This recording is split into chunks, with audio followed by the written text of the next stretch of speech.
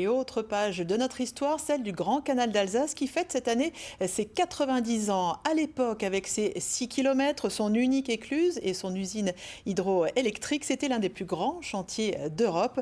Sa construction, ses premières années de guerre mouvementées sont relatées dans une exposition à la Maison du patrimoine de Kems. Stéphane Gaudry et Nicolas Meyer nous y emmènent.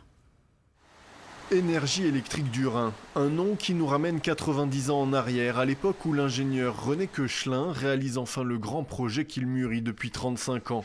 Une série de barrages et de centrales hydroélectriques sur le fleuve pour alimenter l'industrie alsacienne en électricité.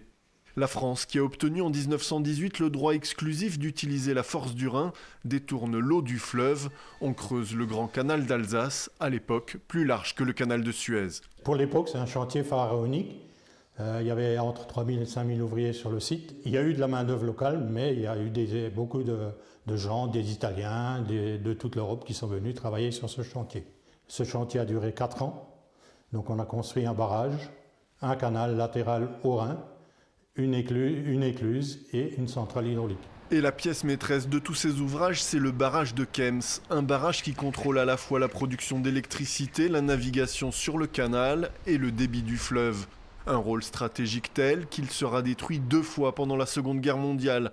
D'abord par les Français lors de la déroute, puis par les bombardiers des Anglais qui se préparent à franchir le Rhin en 1944. On s'est rendu compte qu'il fallait surtout que les Allemands ne manœuvrent pas le barrage pour engloutir les troupes qui traversent le Rhin un peu plus au nord. Donc il a fallu entreprendre quelque chose et donc on a décidé avec les Américains, les Anglais ont décidé avec les Américains de détruire le barrage. Détruit par les Alliés, reconstruit par une entreprise suisse, le barrage n'a plus bougé depuis. En aval, le canal s'est allongé, il mesure aujourd'hui 50 km de long et 12 centrales hydroélectriques sont exploitées sur le Rhin.